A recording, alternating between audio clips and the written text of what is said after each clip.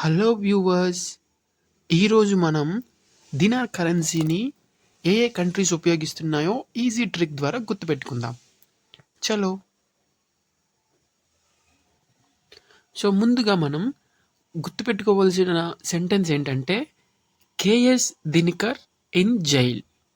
So KS Dinakar in jail అనేది ఒక మనకి సెంటెన్స్.